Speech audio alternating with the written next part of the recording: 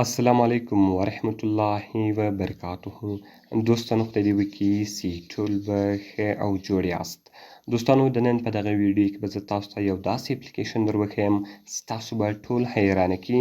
دوستانو ستاسو په موبایل کې زیاتره داسې اپلیکیشنان وي چې هغه نشته، کله فاین منیجر څو یا د هغه رقم نور اپلیکیشنان راځي هغه په هر موبایل کې نه وي. نو د نن په دغه ویډیو کې به زه تاسو ته یو داسې اپلیکیشن در وښیم چې په هغه کې به تاسو دغه ټول اپلیکیشنان ډېر په اسانه طریقه سره ترلاسه کوي.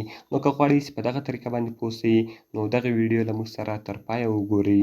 ځو دا ویډیو په طرف ویډیو شروع کوو. نو دوستانو تر ویډیو شروع کېدلو مخکې که چیرې تاسو ویډیو لایک کړې نه وي مهرباني سره وکړئ زموږ ویډیو لایک کړئ او د هغه رقم یې له خپلو ملګرو سره خامخا شیر کړئ. او که چیرې تاسو زموږ چینل نوي سبسکرایب کړی نو مهرباني سره وکړئ په دغه سور سبسکرایب بټن باندې کلیک وکړئ، زموږ چینل در سره سبسکرایب کړئ او ورسره په دغه ګنټۍ نښان باندې لازمي کلیک وکړئ تر څو د موږ هره نوې ویډیو تر تاسو پورې اول در ورسیږي. نو دوستانو د دې لپاره به تر ټولو له مخکې تاسو په خپل موبایل کې یو اپلیکیشن ډاونلوډ کړئ.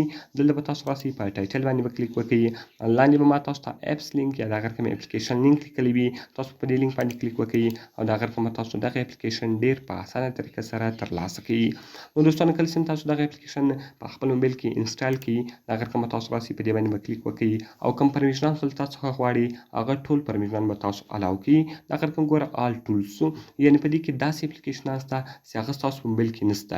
نو ګوره دوستانو د هغه رقم بلیک کیمرا سو، بلیک کیمرا څه کار کوي؟ کله چې تاسو بلیک کیمرا راولئ بیا که تاسو له هر چا څخه تصویر واخلئ د هغه سړي به تاسو ته سر هم نه در خلاصېږي چې دغه سړي اوس له ما څنګه څه وخت تصویر واخیستی او څنګه یې واخیستی.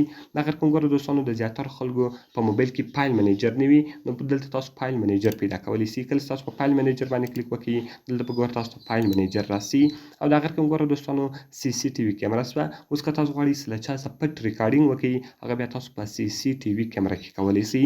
د هغه رقم ګوره وای فای کال سو، تاسو په وای فای باندې کال کولی سئ او د هغه رقم کنټرول فون سو.